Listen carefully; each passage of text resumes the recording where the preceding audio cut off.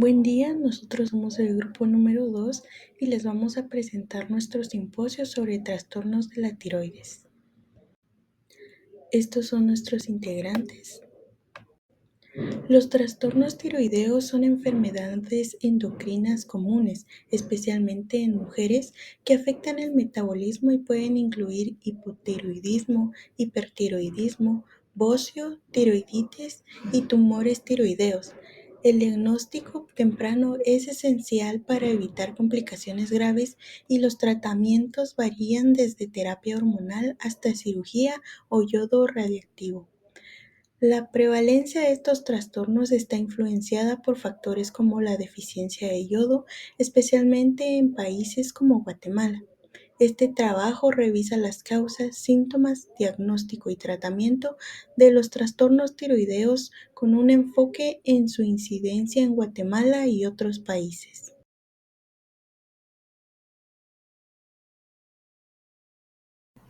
El mixedema es una manifestación grave del hipotiroidismo severo y prolongado que se caracteriza por la acumulación de glicosaminoglicanos en la piel y también en tejidos. Esto va a provocar una hinchazón en zonas como cara, manos y pies y también va a afectar múltiples sistemas del cuerpo y en casos muy extremos puede derivar a un coma mixedematoso que es una urgencia médica. Las causas principales del mixedema incluyen el hipotiroidismo primario, que va a ser causado por tiroiditis de Hashimoto, que va a ser autoinmune, también cirugía tiroidea, radioterapia, deficiencia de yodo y fármacos como el litio. En otro lado tenemos el hipotiroidismo secundario y este se va a deber a tumores hipofisarios o trastornos del hipotálamo que pueden afectar la producción hormonal. También puede contribuir otros trastornos autoinmunes, infiltraciones tiroideas como el sarcoidosis o amiloidosis y también la malnutrición severa.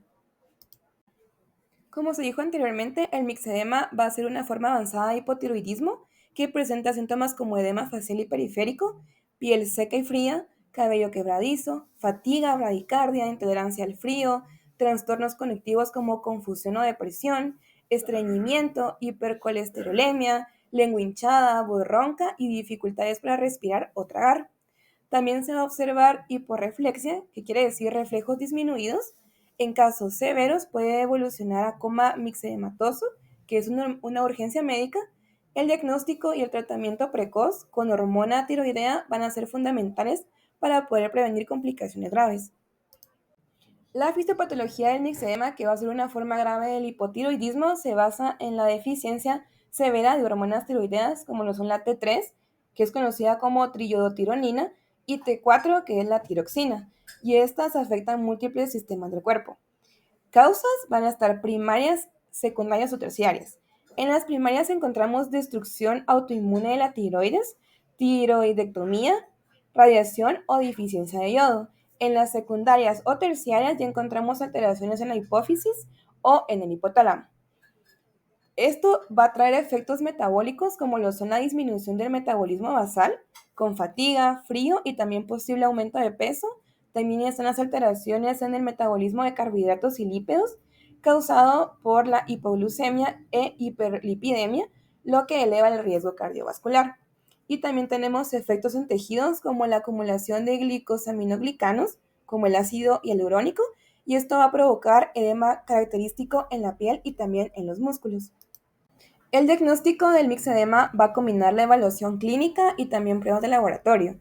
Se realiza una historia clínica detallada para poder identificar síntomas, antecedentes médicos y familiares. En el examen físico, lo que se busca son signos como la piel seca y gruesa, hinchazón facial, cabello quebradizo, voz ronca, bradicardia, reflejos lentos y también edema sin signo de fobia. Las pruebas de laboratorio van a ser esenciales para poder confirmar el mixedema. Se va a medir la TSH, que es la hormona estimulante de la tiroides, que esta se va a encontrar elevada. Y también tenemos la T4, que es la tirosina libre, que estará en concentraciones bajas.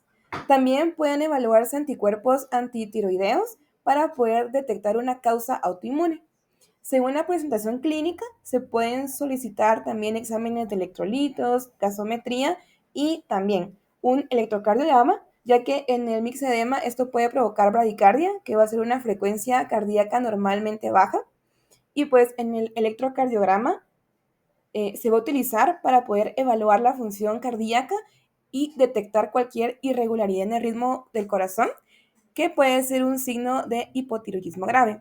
También tenemos la radiografía de tórax, que aunque no es una prueba diagnóstica directa del mixedema, la radiografía del tórax se puede realizar para evaluar posibles complicaciones pulmonares, como lo es la acumulación de líquido en los pulmones o también la presencia de alteraciones respiratorias asociadas al edema en las vías respiratorias. El mixedema grave también puede interferir con la respiración y generar complicaciones pulmonares. Por último, tenemos también la prueba de creatinina quinasa, conocida como CK, y pues esta es una enzima que se libera cuando hay daño muscular. En el mixedema puede haber un daño muscular o miopatía que se caracteriza por la debilidad muscular. El nivel elevado de la creatinina quinasa puede indicar la presencia de esta miopatía y pues va a ayudar en la evaluación del estado general del paciente con mixedema.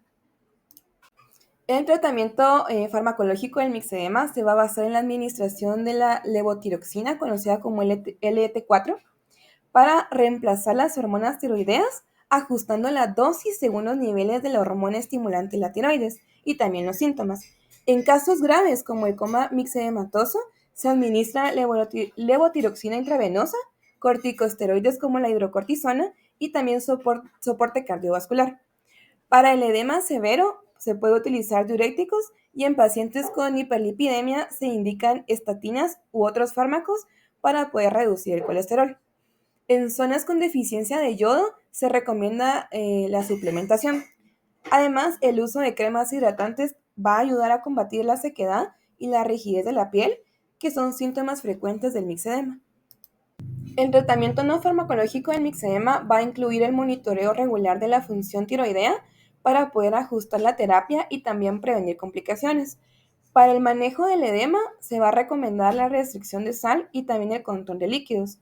Además, la educación del paciente va a ser clave y debe enfocarse en la adherencia al tratamiento con levotiroxina.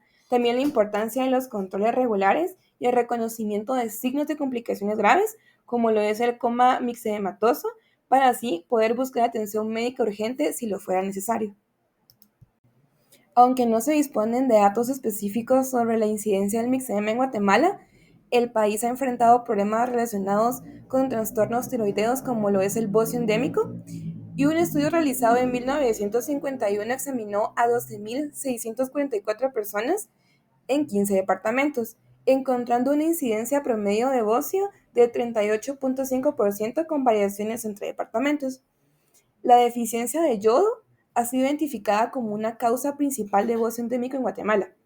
La implementación de medidas como la yodación de sal ha sido promovida para prevenir trastornos tiroideos.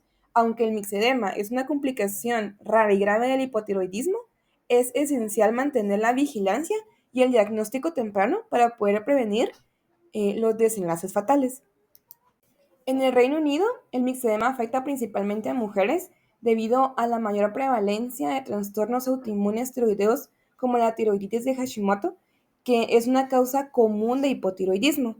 La edad también es un factor importante, ya que el riesgo va a aumentar en personas mayores de 60 años, especialmente en mujeres posmenopáusicas.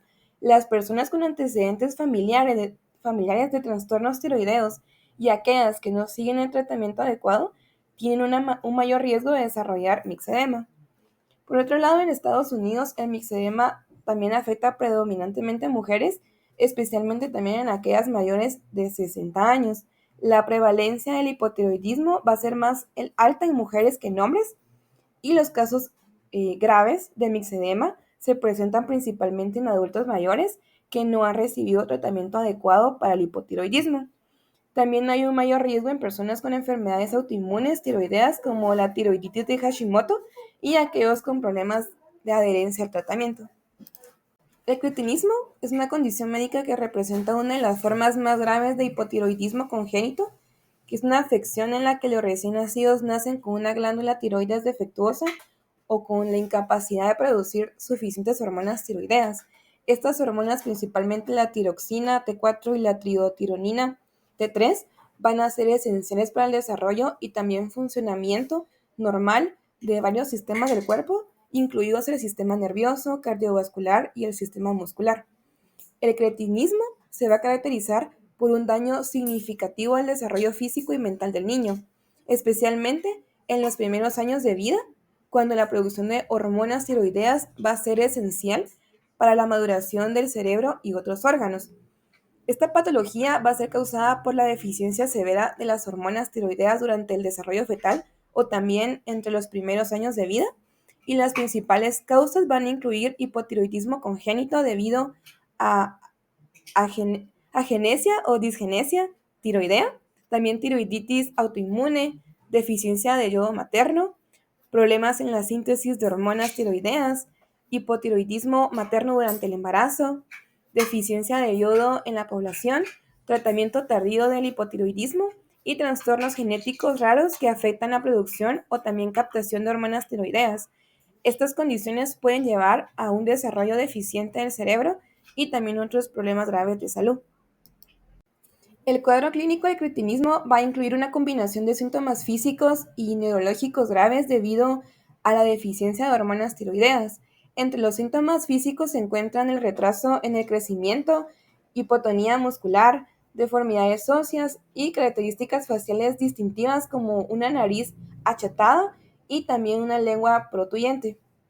Además, los niños afectados pueden presentar bradicardia, presión arterial baja, problemas digestivos como estreñimiento crónico y también piel seca y fría.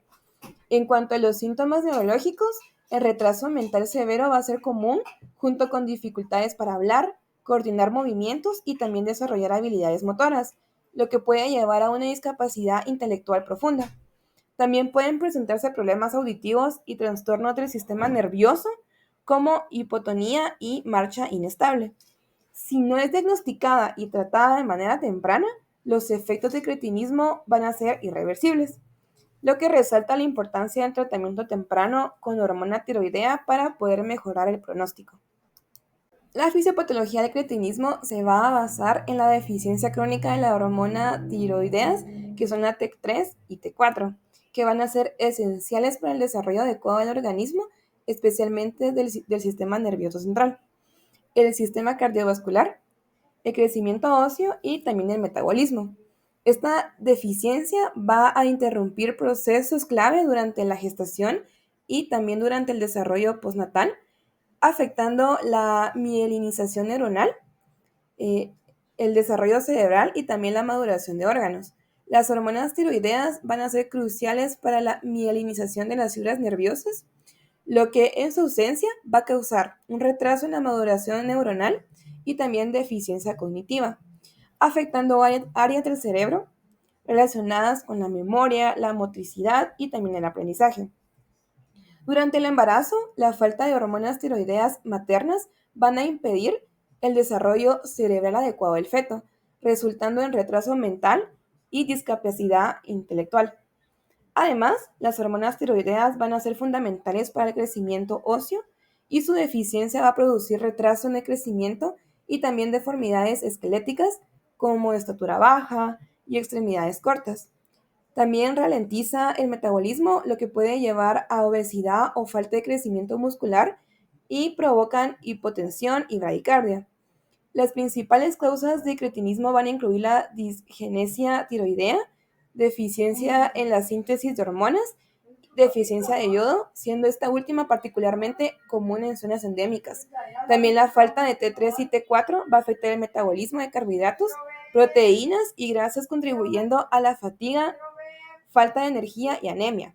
Además, puede alterar la función renal, hepática y digestiva y también afectar la fertilidad si no se corrige a tiempo. El diagnóstico del cretinismo va a combinar una evaluación clínica, pruebas de laboratorio, estudios de imagen y también en algunos casos análisis genéticos para confirmar la deficiencia de hormonas tiroideas y también determinar su causa. La evaluación clínica va a poder permitir identificar signos característicos como el retraso en el crecimiento, hipotonía muscular, deformidades esqueléticas, facies toscas como nariz achatada y lengua protruyente, retraso mental, dificultades en el habla y también problemas cardiovasculares como bradicardia o presión arterial baja. En muchos países, el cribado neonatal va a ser una estrategia clave para la detección temprana del hipotiroidismo congénito mediante la medición de la TSH y también T4 en sangre dentro de los primeros días de vida, lo que va a permitir iniciar tratamiento antes de que ocurran daños irreversibles. Las pruebas de laboratorio confirman el diagnóstico con niveles bajos de T3 y T4 junto con la TSH elevada, lo que va a indicar un fallo en la producción hormonal. En áreas con deficiencia de yodo, se puede analizar la yoduría para determinar si esta es la causa subyacente. Los estudios de imagen, como la ecografía tiroidea, va a permitir evaluar la anatomía de la glándula y también detectar hipoplasia o agenesia tiroidea, mientras que la gammagrafía con yodo radioactivo analiza su capacidad funcional. En casos de sospecha de anomalías genéticas, las pruebas genéticas van a ayudar a identificar mutaciones responsables de efectos enzimáticos que afectan la síntesis de hormonas tiroideas. Un diagnóstico temprano va a ser esencial para iniciar un tratamiento oportuno con levotiroxina y pues lo que puede prevenir el retraso mental severo y también mejorar el pronóstico del paciente. La principal causa de cretinismo, que es el hipotiroidismo congénito, se va a tratar con levotiroxina, que se administra por vía oral para reemplazar la hormona tiroidea, siendo crucial iniciar el tratamiento en las primeras semanas de vida para que se evite un daño neurológico irreversible. La dosis debe ajustarse según los niveles de TSH y T4 con monitoreo frecuente. En caso de retraso en el diagnóstico o presencia de complicaciones neurológicas, va a ser fundamental que se mantenga una dosis adecuada de levotiroxina. En regiones con deficiencia de yodo, pues la suplementación con yodo o la sal yodada va a ser clave, especialmente durante el embarazo y la infancia. En casos graves con edema severo, pues se puede usar diuréticos con precaución para poder evitar deshidratación. El tratamiento no farmacológico del cretinismo va a incluir el monitoreo endocrinológico y pediátrico regular para poder evaluar el desarrollo neurológico y el crecimiento, detectando posibles anomalías a tiempo. En caso de que hayan alteraciones cognitivas o el aprendizaje, la estimulación temprana y también las terapias cognitivas pueden mejorar las habilidades del niño, incluyendo terapias ocupacionales y de lenguaje. La educación a los padres sobre la importancia de la adherencia al tratamiento también va a ser clave para poder garantizar su efectividad. Además, el monitoreo regular de los niveles de TSH y T4 van a permitir que haya un ajuste de dosis de levotiroxina según sea necesario para poder asegurar un desarrollo adecuado. En Guatemala, la deficiencia de yodo ha sido documentada desde hace más de 40 años.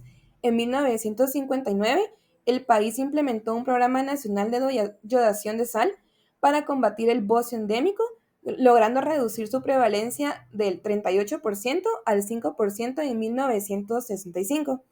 Sin embargo, la falta de vigilancia epidemiológica y el control de la calidad de la fortificación de la sal provocó un resurgimiento del problema en las décadas de 1970 y 1980, con prevalencia de bocio del 11% en 1979 y del 21% en 1987 entre escolares.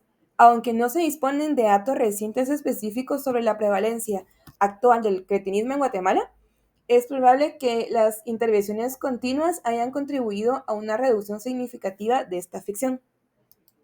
En India, aproximadamente 500 millones de personas padecen deficiencia de yodo, con 54 millones presentando bocio y 2 millones afectados por cretinismo. Y aunque la venta de sal no yodada para consumo humano está prohibida, la implementación y el cumplimiento de esta política han sido imperfectos. Una investigación en el 2009 reveló que el 9% de los hogares utilizaban sal no yodada y otro 20% consumía sal con niveles insuficientes de yodo. Gran parte de la población china también vive en regiones alejadas de fuentes naturales de yodo y en 1996 el Ministerio de Salud Pública de China estimó que la deficiencia de yodo era responsable de 10 millones de casos de trastornos del desarrollo intelectual en el país. Y aunque la yodación de la sal comenzó en la década de 1960, las reformas del mercado en la década de 1980 llevaron al contrabando de la sal no yodada. Para combatir este problema, el gobierno estableció una política de la sal con 25.000 oficiales para hacer cumplimiento el monopolio de la sal. Como resultado, por el año 2000, el consumo de la sal yodada alcanzó al 90% de la población en China. En África, la deficiencia de yodo es prevalente en varias regiones. Por ejemplo, en Madagascar, casi uno de cada dos niños menores de 5 años sufre de retraso en el crecimiento y el país ocupa el cuarto lugar mundial en cuanto a desnutrición crónica.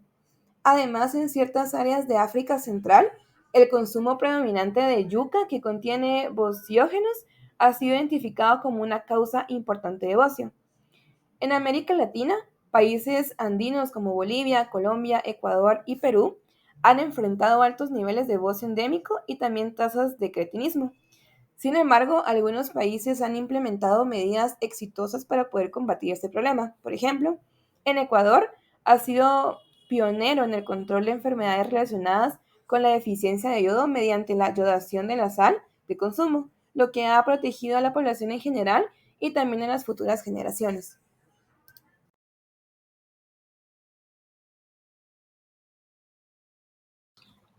El bocio exoftálmico, también conocido como enfermedad de Graves-Basedow, es un trastorno autoinmune en el que el sistema inmunológico puede producir anticuerpos contra el receptor de la hormona estimulante de la tiroides TSHR. La etiología de esta enfermedad es multifactorial, lo que implica una combinación de factores genéticos, inmunológicos y ambientales, y que predisponen a la pérdida de la tolerancia inmunológica contra la tiroides. Por ejemplo, hasta el 50% del riesgo de desarrollar esta enfermedad se atribuye a la genética, ya que se ha identificado una asociación con los alelos HLA-DR3 y HLA-B8, así como polimorfismos con genes como CTLA4 y PTPN22 que regulan la respuesta inmune. Una respuesta inmunitaria anómala contra el receptor TSH activa linfocitos T y B generando TRAP que estimula la producción constante de hormonas tiroideas, además citoquinas inflamatorias que perpetúan la inflamación y el crecimiento de la tiroides o el bocio. Las infecciones virales pueden activar el sistema inmune por mimetismo molecular, el estrés crónico que altera la función autoinmune favoreciendo la activación de linfocitos autorreactivos, el exceso de yodo que puede ser proveniente de algunos alimentos puede inducir hipertiroidismo en individuos predispuestos. A esto se le conoce como efecto Joule-Basedow y el tabaquismo que agrava la oftalmopatía al aumentar la expresión del receptor TSH en fibroblastos orbitarios. También las hormonas sexuales influyen en la modulación inmune, que esto puede explicar la mayor prevalencia de esta enfermedad en mujeres. El cuadro clínico conlleva síntomas tiroideos como la pérdida de peso, taquicardia, sudoración, ansiedad e intolerancia al calor. También síntomas oculares como los exoftalmos, como podemos ver en la imagen, que es una exaltación del globo ocular, la irritación ocular, la visión doble y la fotofobia. También hay dermopatía tiroidea y mixedema pretibial. La fisiopatología de esta enfermedad tiene origen en la respuesta inmunológica anormal contra la tiroides, lo que provoca una producción excesiva de hormonas tiroideas. El mecanismo autoinmune, normalmente nuestro sistema inmunológico distingue lo endógeno de lo exógeno, es decir, de lo propio y lo ajeno. Sin embargo, en esta enfermedad hay una falla en este mecanismo de tolerancia inmunológica. Entonces, ¿qué sucede? Los linfocitos T activan los linfocitos B que generan anticuerpos TRAB. Estos imitan la acción de la TSH estimulando la glándula tiroides sin control, lo que produce una sobreproducción de hormonas tiroideas y agrandamiento de la glándula o el bocio. Ahora bien, los efectos del exceso de hormonas tiroideas dan como resultado un metabolismo acelerado, eh, por ejemplo, un mayor gasto energético y por ello la pérdida de peso, la sudoración y la intolerancia al calor, así como una hiperactividad del sistema nervioso, causando la ansiedad, insomnio y temblores. También hay efectos cardiovasculares, haciendo que el corazón lata más rápido y fuerte, así como un aumento de la sensibilidad beta-adrenérgica, causando taquicardia, fibrilación auricular, insuficiencia cardíaca de alto gasto, y también alteraciones musculares y óseas, como una mayor degradación de proteínas, causando una debilidad muscular o una aceleración de recambio óseo, produciendo un mayor riesgo de osteoporosis. En algunos pacientes la enfermedad también afecta a los ojos, ya que los fibroblastos orbitarios también tienen receptores TSH, lo que genera una acumulación de glucosaminoglicanos, GACS, causando inflamación y edema en los músculos extracelulares y el tejido adiposo retroorbitario. En otras palabras, los anticuerpos TRAb estimulan la acumulación de sustancias inflamatorias, resultando en exoftalmos, inflamación, retracción de párpados y, en casos graves, daño al nervio óptico. El primer paso en el diagnóstico es el análisis de sangre para medir hormonas tiroideas y autoanticuerpos. Para medir las hormonas tiroideas se mide la TSH, que es la hormona estimulante de la tiroides. Cuando esta está disminuida es porque el exceso de hormonas tiroideas inhibe su producción.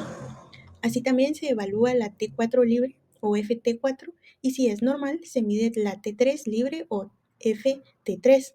Un aumento mayor de FT3 sobre FT4 sugiere una enfermedad más agresiva. Se miden también los anticuerpos específicos, los TRAb, que son los anticuerpos contra el receptor TSH, y su presencia confirma el diagnóstico. Y se recomienda medirlos al inicio o en los primeros 3 meses del tratamiento, ya que su normalización indica la remisión de la enfermedad. Estos exámenes permiten confirmar si el paciente tiene hipertiroidismo autoinmune o si la causa es diferente. Las pruebas de imagen también nos ayudan a evaluar la glándula tiroides y detectar posibles complicaciones. Una ecografía tiroidea permite observar la estructura de la tiroides. Por ejemplo, en la enfermedad, la tiroides aparece hipoecogénica y aumentada de tamaño, y se observa un flujo sanguíneo aumentado, y es decir, un bocio vascular. La gammagrafía tiroidea se usa si hay dudas en el diagnóstico o para evaluar nódulos tiroideos. En la enfermedad, la captación de yodo radioactivo está difusamente aumentada. Se hacen también imágenes para la orbitopatía tiroidea, como la tomografía computarizada TC, que muestra el engrosamiento de los músculos extraoculares, así también la resonancia magnética nuclear, RMN, que permite ver la inflamación y la fibrosis en la órbita. Estas pruebas son clave en pacientes con afectación ocular, ya que permiten evaluar la gravedad de la orbitopatía. El diagnóstico definitivo y diferencial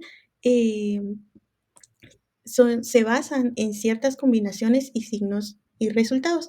Por ejemplo, un diagnóstico definitivo va a ser cuando hay hipertiroidismo y niveles elevados de TRAb, o hipertiroidismo y orbitopatía tiroidea evidente, o hipertiroidismo más bocio vascular con ecografía, cuando no se pueden medir los niveles de TRAb, o la orbitopatía tiroidea aislada más los TRAb elevados. Un diagnóstico probable es, por ejemplo, en episodios de hipertiroidismo recurrentes con periodos de normalidad sin tratamiento o antecedentes familiares de la enfermedad, o en otras enfermedades autoinmunes. Ahora, un diagnóstico diferencial es importante, ya que la enfermedad de Graves-Basedow de otras o puede ser, digamos, similar a otras causas de hipertiroidismo. Si TRAb, por ejemplo, es negativo, puede ser otro tipo de hipertiroidismo, como la tiroiditis subaguda. O si el exoftalmo es unilateral, se debe considerar el linfoma orbitario, la metástasis o el pseudotumor inflamatorio. El tratamiento de la enfermedad va a depender de la severidad de este. Por ejemplo, se puede administrar antitiroideos como las tionamidas, por ejemplo, con el principio activo de metimazol, de 10 a 30 miligramos al día en una de 3 dosis según la severidad. Este inhibe la síntesis de hormonas tiroideas al bloquear la peroxidasa tiroidea. También puede ser el principio activo propilitioracilo, PTU, de 100 a 150 miligramos cada 8 horas en fases iniciales, luego reducción progresiva. Su uso es como alternativa en el primer trimestre de embarazo o en crisis tiroidea. También existen betabloqueadores con el principio activo de propanolol de 10 a 40 miligramos cada 6 a 8 horas. Estos controlan los síntomas adrenérgicos como la taquicardia, los temblores y la ansiedad. Hay glucocorticoides como la prednisona de principio activo de 30 a 60 miligramos al día con reducción progresiva que reducen la inflamación y la progresión de la oftalmopatía tiroidea. Está también el radioyodo con un principio activo pues, de yodo 131 en dosis única de 10 a 15 mSi ajustada según el caso.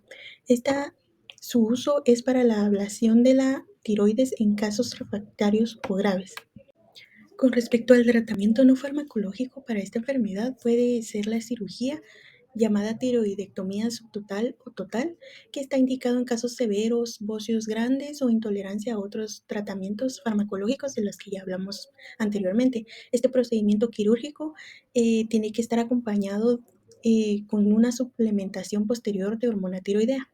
También se puede usar lágrimas artificiales, parches oculares y protección solar, que son más que todo medidas para la oftalmopatía tiroidea, ya que alivian los síntomas oculares de leves a moderados.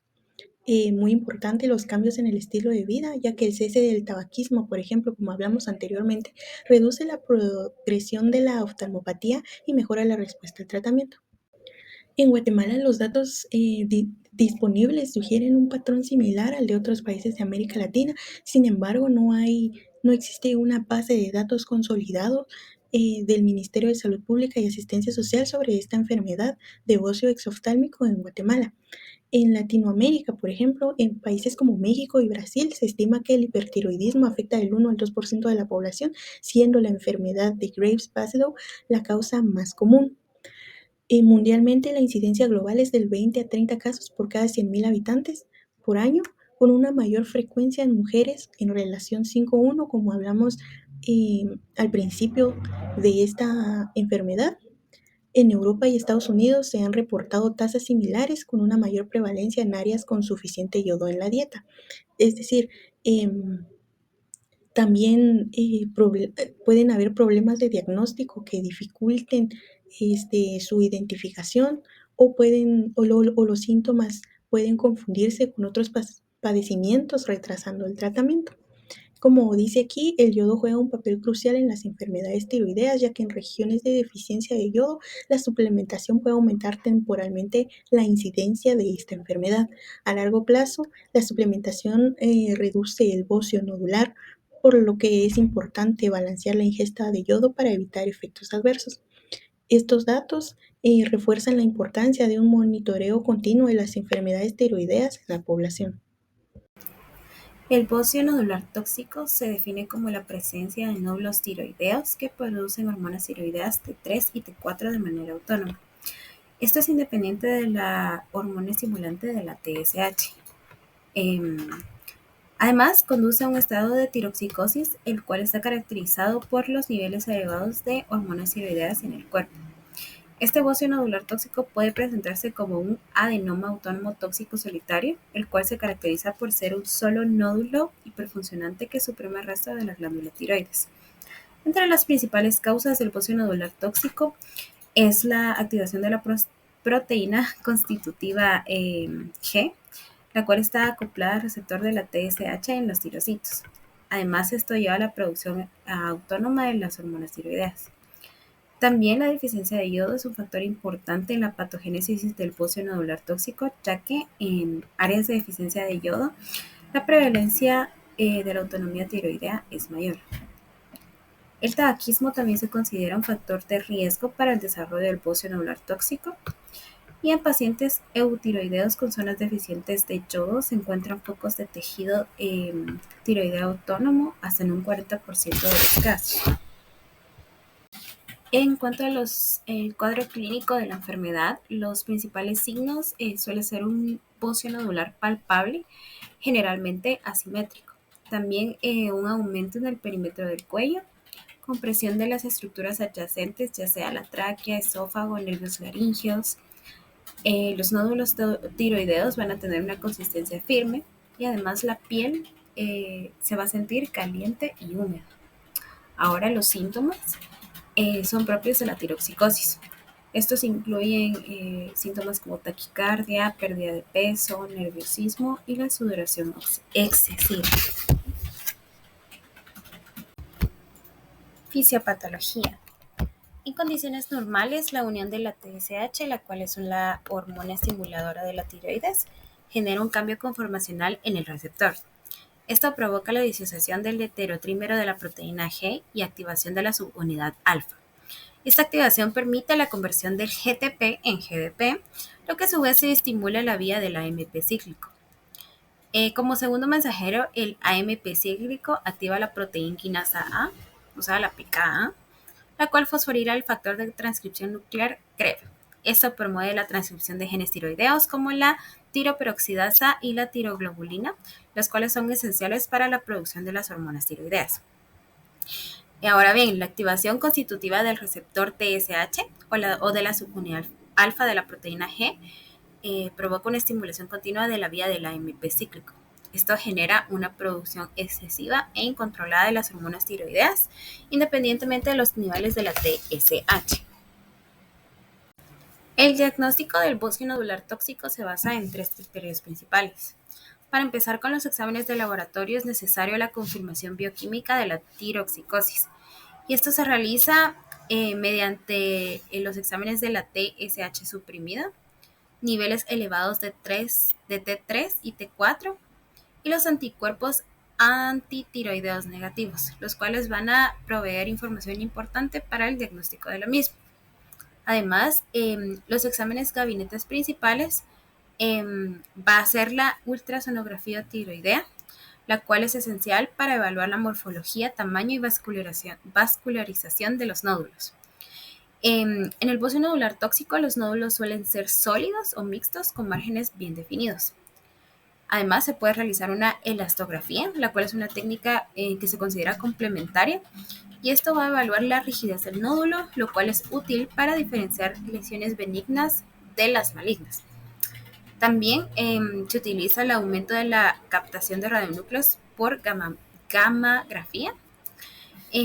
Esta gammagrafía tiroidea se realiza con yodo, la cual es una herramienta fundamental en el diagnóstico del bocio nodular tóxico. Esto permite evaluar la captación del radioisótopo en la glándula tiroides y diferenciar áreas de hiperfunción y supresión. En los pacientes con bocio nodular tóxico se observa la presencia de uno o varios nódulos hiperfuncionantes, los cuales se consideran nódulos calientes, y estos muestran una captación aumentada del yodo, mientras que el tejido tiroideo circundante presenta una supresión en la captación, debido a la producción autónoma de la hormona tiroidea por los nódulos. Esto inhibe la estimulación de la TSH en el resto de la glándula. Bueno, ahora vamos a hablar del tratamiento y cuál es la función de cada uno de ellos en esta enfermedad.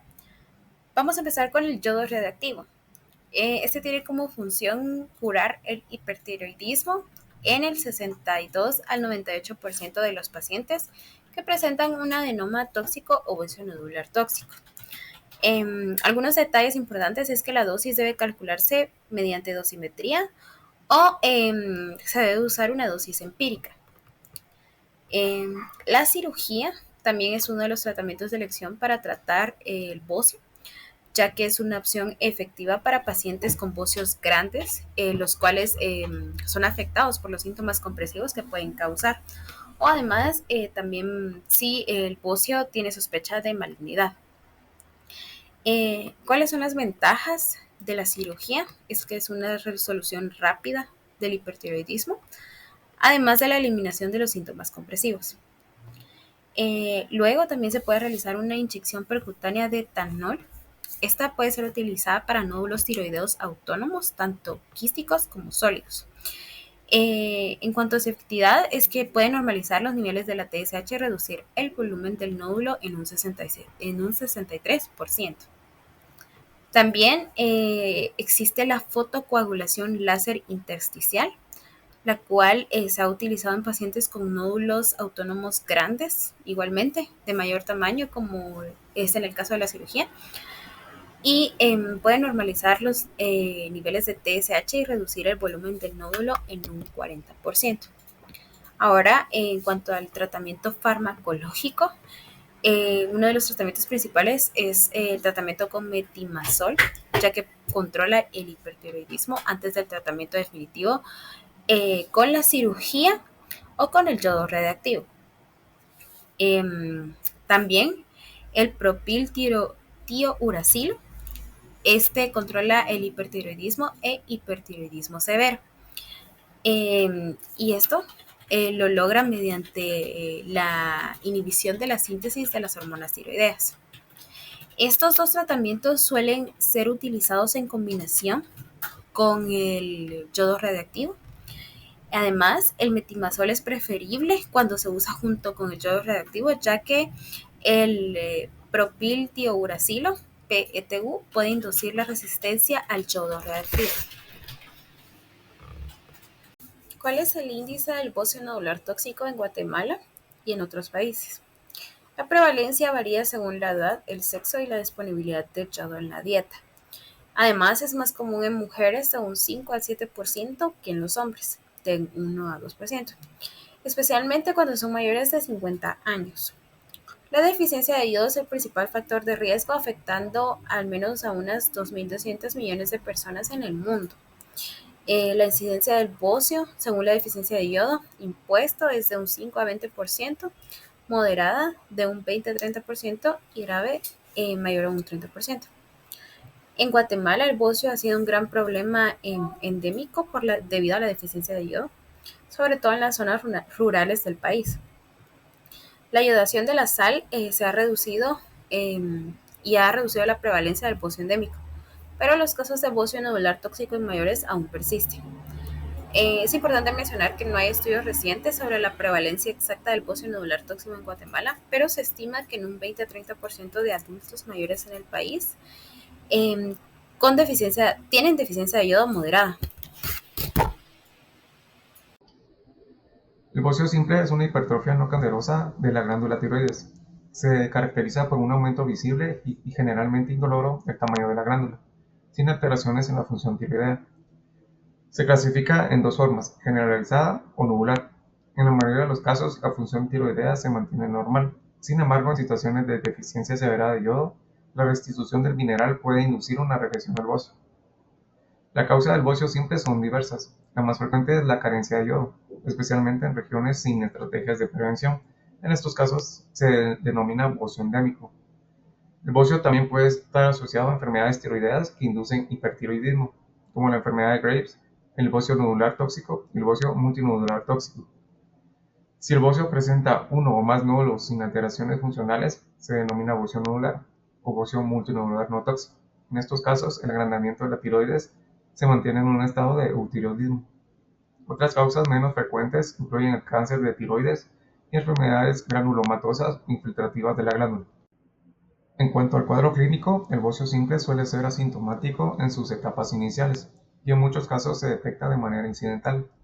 Sin embargo, cuando el bocio alcanza un tamaño considerable, puede presentarse síntomas comprensivos como disfagia, ronquera o una sensación de obstrucción en la garganta, conocida como globofaringe. Durante la exploración física en fases tempranas, la glándula tiroides suele palparse blanda, simétrica y de superficie regular. Con el tiempo pueden aparecer múltiples nódulos y quistes, lo que confiere a la glándula una consistencia más heterogénea.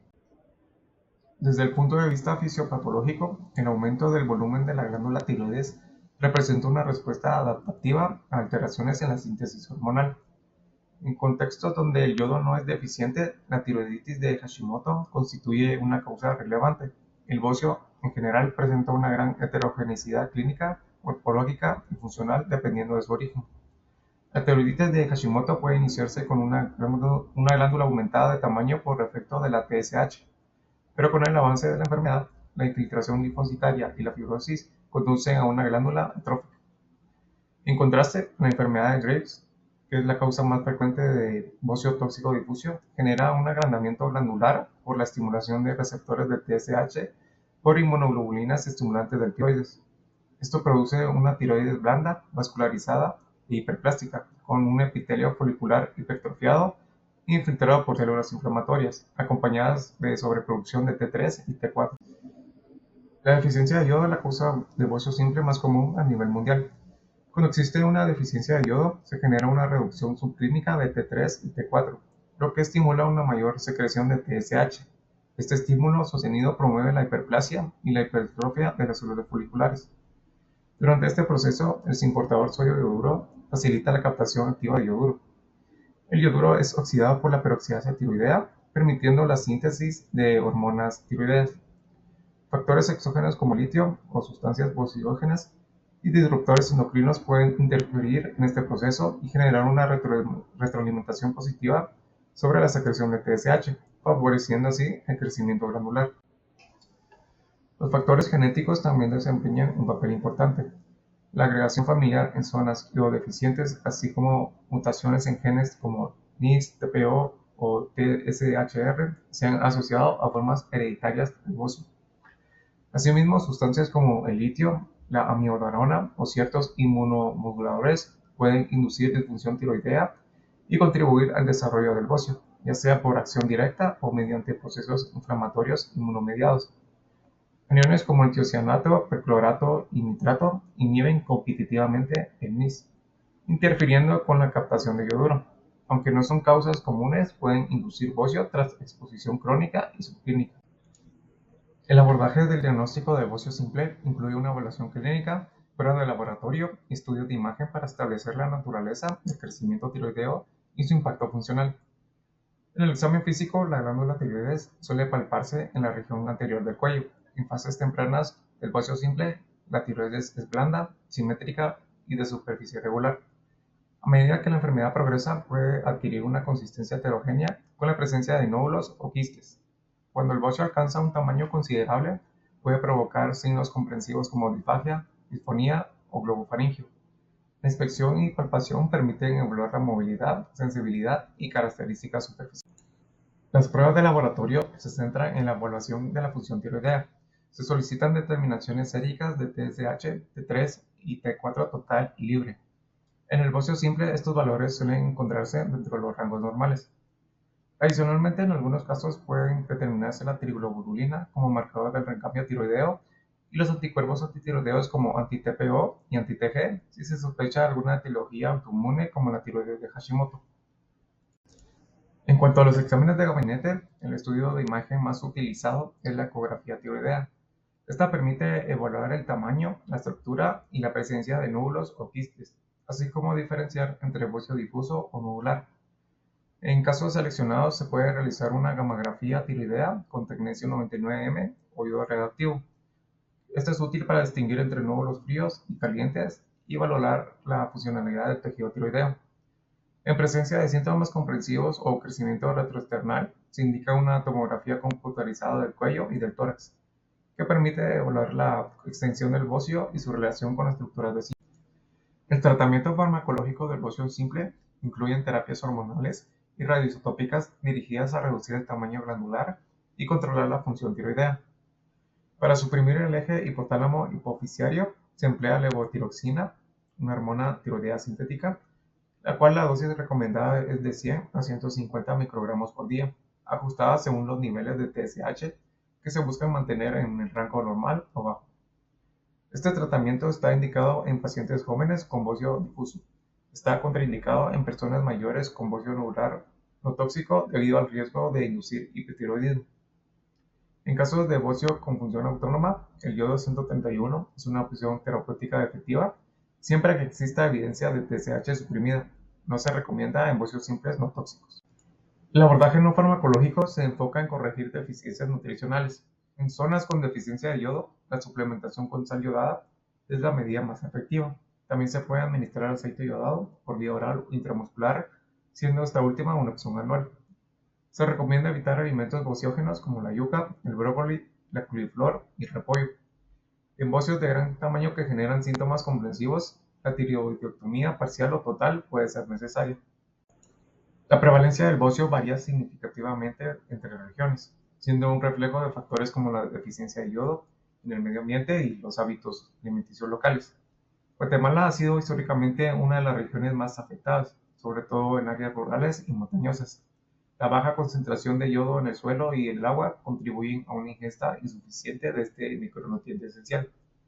En 1999 se estimó que aproximadamente el 5% de la población de América Latina y el Caribe presentan bocio, es decir, que alrededor de 39 millones de personas y además el 25% de la población regional estaba en riesgo de desarrollar esta condición. En el caso específico de Guatemala se considera que la prevalencia del bocio podría ser similar o incluso superior al promedio regional, debido al reconocimiento histórico de la deficiencia de yodo como un problema de salud pública. En África, el 20% de la población, aproximadamente 124 millones de personas, padece de bocio y el 48%, unos 295 millones, se encuentra en riesgo, especialmente en países como Etiopía y Nigeria. En Asia, particularmente en el sur y el sudeste, el 12% de la población, que es alrededor de 172 millones, presenta bocio, siendo India y Nepal algunos de los países más afectados. Europa registra una prevalencia del 15%, lo que equivale a unos 130 millones de personas con problemas persistentes, sobre todo en Europa del Este. La región del Pacífico Occidental, incluida China, el 8% de la población, que es aproximadamente 124 millones de personas, padece de bocio. Sin embargo, se han logrado avances importantes gracias a la liberación de la sal.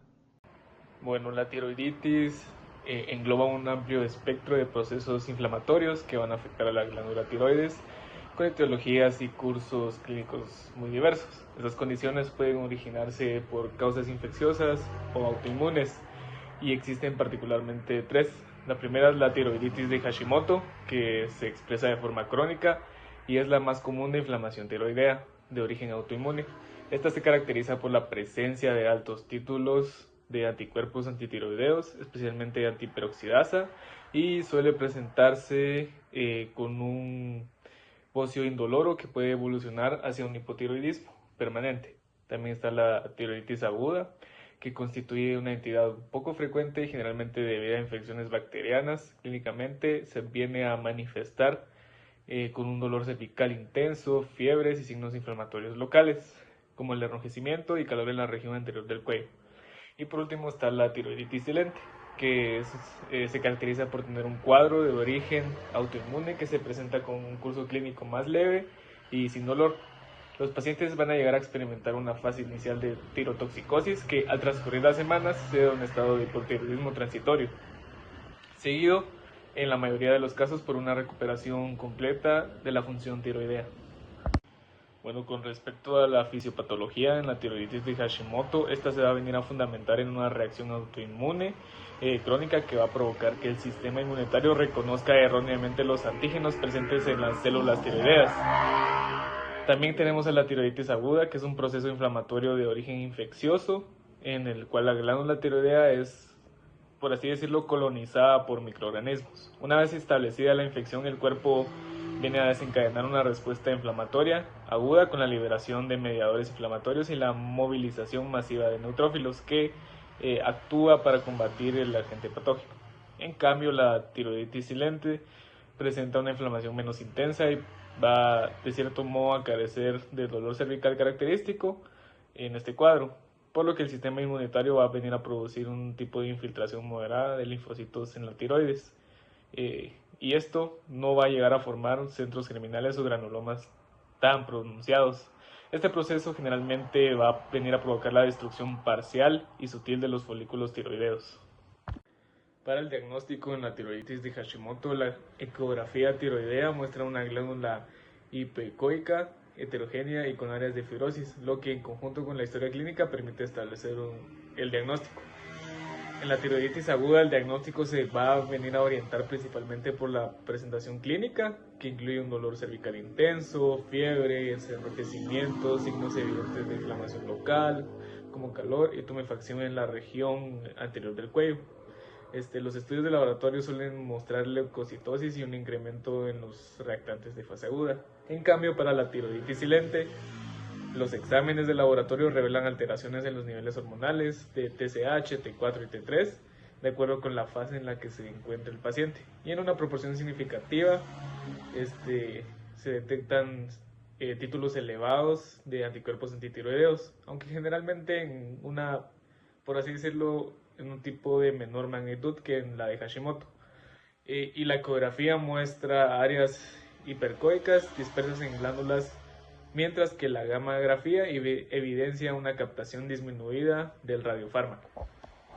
Con respecto al tratamiento para la tiroiditis de Hashimoto, tenemos como tratamiento de primera línea a la levotiroxina sódica, y esta se caracteriza porque va a empezar con dosis relativamente bajas de 25 a 50 microgramos diarios, ajustándolas de forma paulatina según el peso, edad y respuesta clínica del paciente.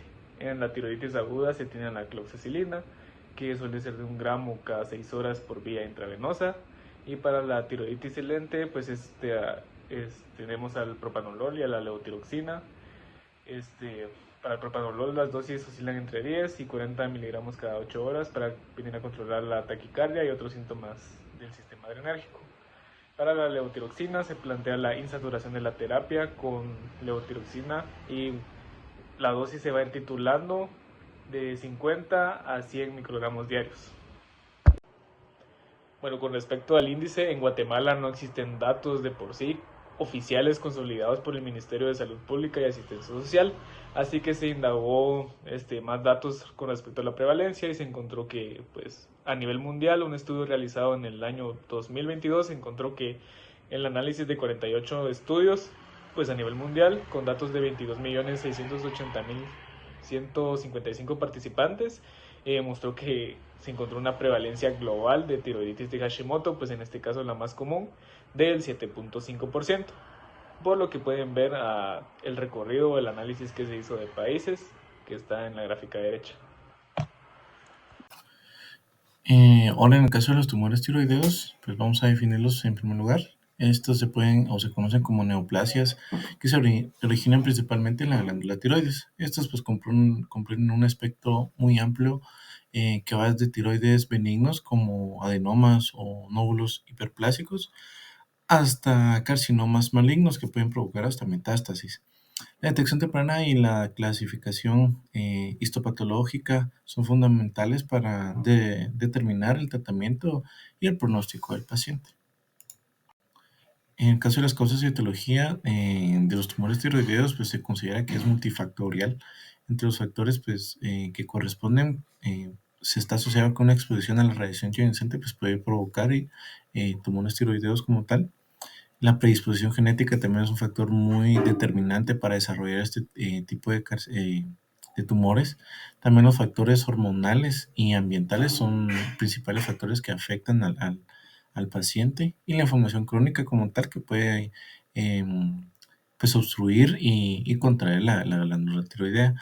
En el caso del cuadro clínico, pues en su mayoría suelen ser asintomáticos, dependiendo del tamaño del nódulo que puede presentar en el paciente. También están asociados síntomas como disfagia o dificultad para tragar, disfonía como para hablar también, sensación de compresión en la garganta, de mucho dolor, y el dolor referido va a ser asociado en base al tamaño del tumor que padece el paciente. En caso de la fisiopatología, pues podemos decir que se resumen en varios pasos. Se da el inicio de las alteraciones moleculares. Los factores que llegan a hacer ese inicio de las alteraciones van desde la radiación, el aumento de la edad, la genética, y pues inclusive el fumar pues va a predisponer una mutación en el ADN del paciente. Luego tienden a mutar los receptores de la TSH, y todo el tejido pues, tiroideo pues, resulta como en una activación muy constitutiva. Esto va a provocar también a la vez la activación de las vías de señalización por segundos mensajeros. En este caso es la proteína G, específicamente la unidad alfa, donde va a predisponer la participación de otras vías y factores paraclínicos como autocrinos para el desarrollo tanto de las hormonas T4 como T3, y que va a producir pues obviamente el crecimiento de celular. Esto pues también va a integrar y desarrollar el tumor ya posterior a toda esa señalización, y se va a localizar principalmente en una proliferación en el tejido tiroideo. Por eso se ve el aumento del tamaño en el tejido y en ocasiones pues depende los genes que se han mutado, pues se va a predisponer para una mutación benigna o una mutación maligna que puede provocar pues hasta cierto punto metástasis. En el caso del diagnóstico para los tumores tiroideos, pues principalmente va asociado a un examen clínico basado en una palpación donde pues se busca identificar algún nódulo y detectar la consistencia que tiene, alguna movilidad que pueda tener y detectar adenopatías cervicales también. Se suele utilizar ecografías, tomografías computarizadas, también resonancias magnéticas, gamografías. En este tipo de examen lo que se suele utilizar es, se inyecta una sustancia radioactiva en el, en- en el órgano que se desea evaluar y mediante se emite radiación y se toma una imagen donde se detecta el nivel de radiación que puede mantener el órgano en el tejido. Este tipo de examen pues es muy eficaz para detectar alguna alteración en el tamaño de la glándula tiroides y pues es muy, muy efectivo. Obviamente pues tiene riesgos mayores y es un poco más arriesgado por las sustancias radioactivas que se le involucran, pero va asociado a la detección temprana de los tumores tiroideos. En el caso de la biopsia por aspiración con una aguja fina o BAF, se suele tomar una muestra pequeña del tejido y se hace eh, pues ahí sí que un examen oncológico para detectar si es benigno o maligno el tumor o nódulo que está presente en la glándula tiroides. En el caso del tratamiento de esta fisiopatología, pues se tratan en base al tipo y la naturaleza del nódulo o el tumor que se tiene. En el caso de los nódulos tiroideos que son de bajo riesgo, el tratamiento farmacológico pues es levotiroxina en dosis ajustadas para suprimir la TSH. En caso de los tratamientos no farmacológicos, pues únicamente se suele recomendar vigilancia activa y quizás hacer unos exámenes de control como una ecografía o un análisis de TSH para ver si existe una modificación de algún factor de riesgo. Debido a que es de muy bajo riesgo, pues se suelen mantener controles muy limitados en base a esto. Y pues el tratamiento quirúrgico como tal, pues no existe porque no hay una progresión del tumor de este nódulo. Tal vez algunas consideraciones importantes, pues quizás es bastante importante mantener un control sobre la función de la tiroides, quizás para prevenir el crecimiento de alguna transformación de este nódulo a una transformación maligna. También en el caso de ahora posteriormente serían los tumores malignos, que suelen ser un poco agresivos con una mutación BRAF.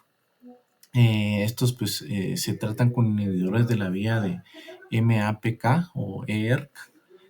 Por ejemplo, el dabrafenib, trametinib, que son uno de los agentes inhibidores de estos eh, receptores y son agentes adyuvantes en algunos tratamientos complementarios.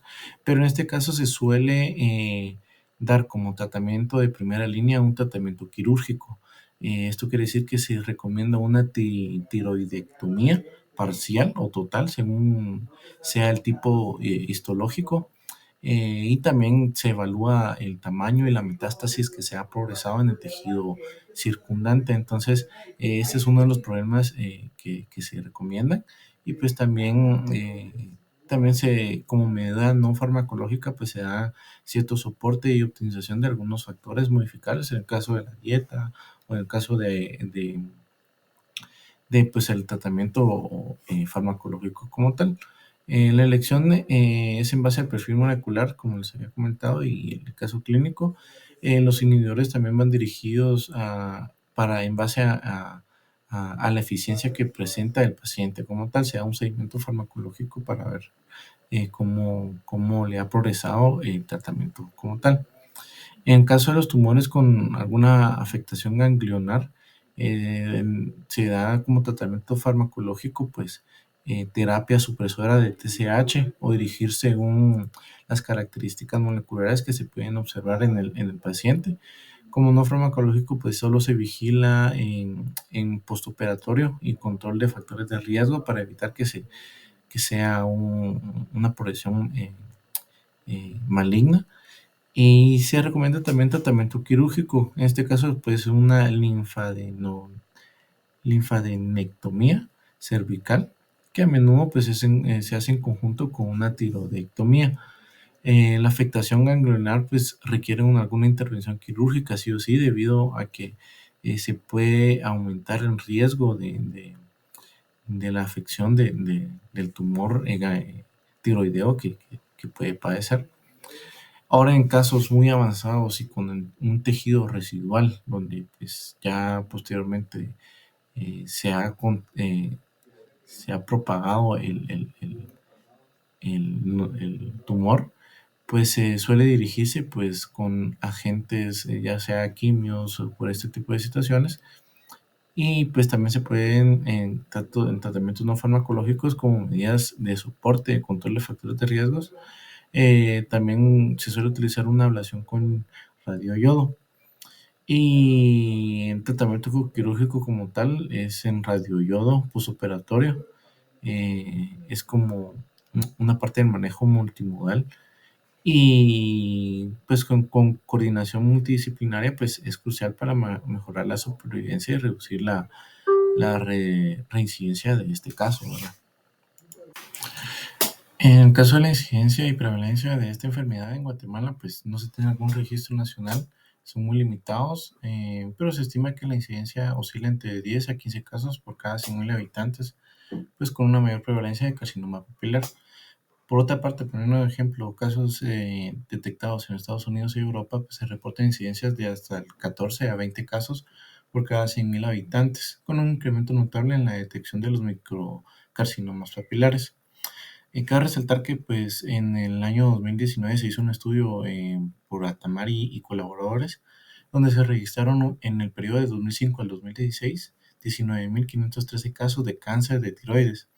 El grupo etario con mayor frecuencia pues, fue de 30 a 59 años, y pues la prevalencia se incrementó de 4.7 casos hasta 15.2 casos por cada 100.000 habitantes en este periodo de tiempo.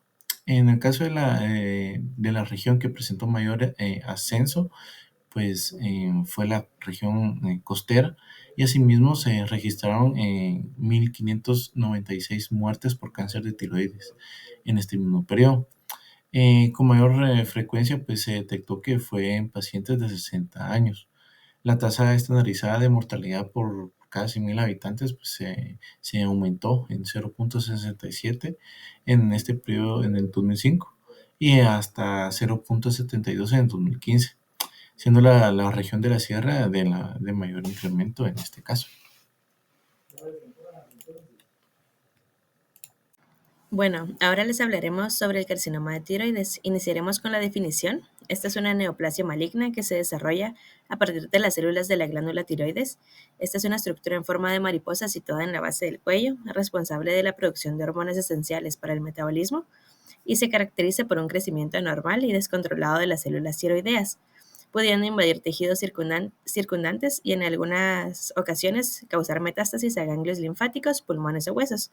Existen varios tipos de carcinoma de tiroides, siendo los más comunes el papilar y el folicular, que suelen tener un pronóstico favorable media vez el tratamiento sea el adecuado, mientras que el medular y el anaplásico presentan mayor agresividad y menor tasa de supervivencia. Entre la etiología y causa, este carcinoma tiene una etiología multifactorial, en la que intervienen factores genéticos, ambientales y hormonales. Entre los factores genéticos hay mutaciones. Algunas alteraciones genéticas pueden predisponer el desarrollo de carcinoma tiroideo, como mutaciones en los protooncogenes RET y BRAF, o las mutaciones en los genes RAS, PAX8 y PPAR, Y. También mutaciones en lo que es la parte germinal en el protooncogen RET. Número 2 está la exposición a radiación ionizante, que es la exposición a radiación en la infancia, ya sea por tratamientos médicos, radioterapia en alguna de las regiones del cuello, o por exposición ambiental, ya sea en accidentes nucleares en las que aumenta significativa el riesgo de carcinoma papilar. El déficit o exceso de yodo en la dieta. El déficit de yodo favorece el desarrollo de carcinomas foliculares y anaplásicos, y el exceso de yodo puede estar relacionado con un mayor riesgo de carcinoma papilar en algunas poblaciones. Los factores hormonales y endocrinos se encuentra el hipotiroidismo o hipertiroidismo crónico, que puede generar alteración en la proliferación celular tiroidea, y la incidencia del carcinoma de tiroides es mayor en mujeres, lo que sugiere un papel de las hormonas sexuales en su desarrollo.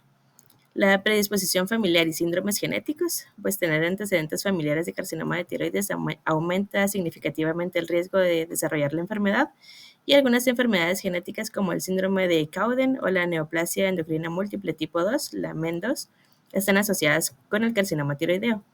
Los factores ambientales y estilo de vida, pues la exposición a las sustancias químicas contribuye significativamente a lo que podría ser el carcinoma de tiroides. Entre estas sustancias químicas se encuentran nitratos o disruptores endocrinos. Y los factores como el sobrepeso, la obesidad y el tabaquismo también han sido estudiados como posibles contribuyentes.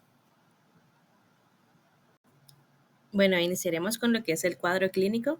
Entre los principales signos físicos que se presentan en esta enfermedad son los nódulos tiroideos palpables. Estos son masas firmes, indoloras, de crecimiento progresivo en la región anterior del cuello. Puede ser único o formar parte de un bocio multinodular. Las adenopatías cervicales, que son ganglios linfáticos aumentados de tamaño, duros y poco móviles, puede ser el primer signo de diseminación del carcinoma papilar o medular. La alteración en la voz, ronquera o disfonía persistente, que puede ser causada por la afectación del nervio laringio recurrente. Los signos de compresión, disfagia, que es la dificultad para tragar si el tumor presiona el esófago, o disnea, la dificultad para respirar si hay compresión traqueal. También tenemos los signos cutáneos y generales en casos avanzados. Está el eritema o piel tensa en la región del cuello, el edema en la cara y el cuello, que es el síndrome de la vena cava superior en casos agresivos, pérdida de peso y estado general deteriorado en enfermedades metastásicas.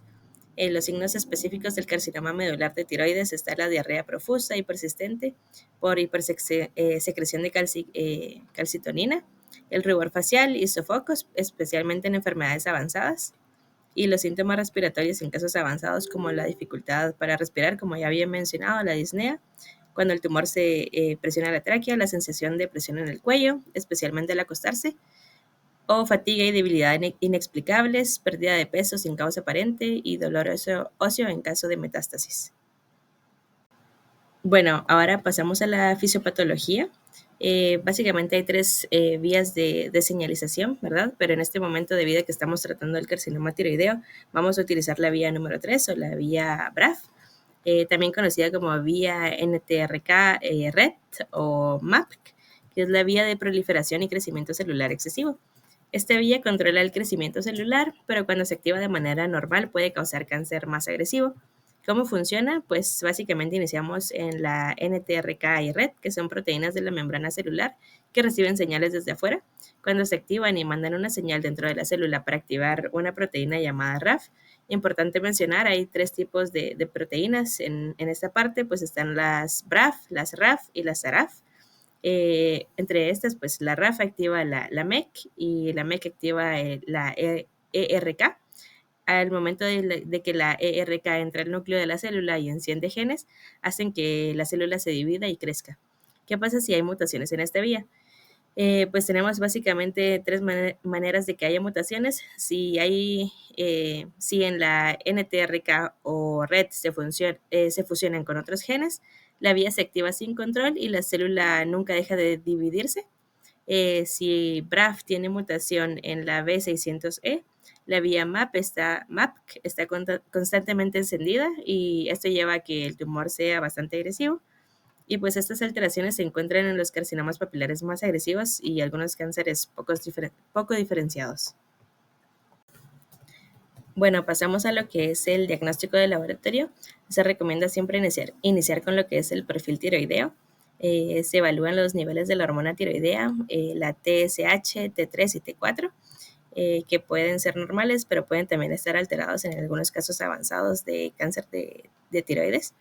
En un nivel elevado de TSH puede estar asociado con un mayor riesgo de malignidad en nódulos tiroideos. Los marcadores tumorales como la tiroglobulina o calcitonina, o también el CEA, que es el antígeno carcinoembrionario. También se pueden realizar algunos biomarcadores moleculares. En lo que es el diagnóstico citológico o histopatológico, pues se puede realizar una aspiración con aguja fina o AAF, que se utiliza en el sistema Bethesda para clasificar el riesgo de malignidad, o la biopsia quirúrgica.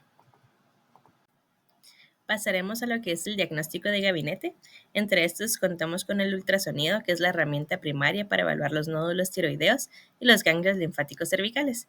Pues el ultrasonido tiene una sensibilidad del 33% y una especificidad del 93% para la detección de metástasis en ganglios linfáticos centrales, y del 70% y 84% respectivamente para los ganglios laterales. Se recomienda el uso de características ecográficas como la hipoecogenicidad, las microcalcificaciones, los bordes irregulares y ausencia de halo para diferenciar entre nódulos benignos y malignos. También contamos con la tomografía computarizada, la TC, y la resonancia magnética RM, que se utilizan en casos avanzados o para evaluar la extensión extratiroidea del tumor. La tomografía computarizada es útil para visualizar lo que es la afectación traqueal y esofágica, mientras que la resonancia magnética proporciona mejor contraste en tejidos blandos y puede ser superior en la evaluación de la invasión muscular. Y finalmente la tomografía por emisión de positrones, que está indicada en algunos casos recurrentes de recurrencia de tumor o metástasis a distancia. Y su uso es particularmente valioso en pacientes con niveles elevados de tiroglobulina sin evidencias de enfermedades en ultrasonido. Bueno, ahora pasamos al tratamiento. Contamos con lo que es el tratamiento farmacológico. Entre este está la terapia con yodo radioactivo. Este consiste en que las células tiroideas y la mayoría de los cánceres diferenciados de tiroides absorben y concentran el yodo. Es por esto que el yodo radioactivo se puede usar para eliminar todo el tejido tiroideo normal que quede después de la cirugía y potencialmente destruir también lo que es el tejido canceroso residual. El procedimiento usado para destruir tejido tiroideo residual se conoce como ablación con yodo radioactivo. Esto produce altas concentraciones de yodo radioactivo en los tejidos tiroideos, lo cual hace que eventualmente mueran las células. Como la mayoría de los tejidos en el cuerpo no absorben o concentran el yodo en forma eficiente, el yodo radioactivo usado durante el procedimiento de ablación suele tener muy poco o ningún efecto en los tejidos fuera de la tiroides. Sin embargo, en algunos pacientes donde reciben una dosis más alta de lo normal, pues esto puede causar que las glándulas que producen saliva sean afectadas y resultar en complicaciones como sequedad de la boca. También tenemos lo que es la quimioterapia. Entre el esquema de quimioterapia están los medicamentos como la doxorubicina o el cisplatino. La dosis de doxorubicina es de 50 a 60 miligramos por metro cuadrado por vía intravenosa, y la de cisplatino de 40 a 50 miligramos por metro cuadrado también por vía intravenosa. Su frecuencia para ambos es de cada 3 a 4 semanas y la tasa de respuesta es de 30 a 60%. Es importante mencionar que las dosis se ajustan según la tolerancia del paciente y la respuesta tumoral.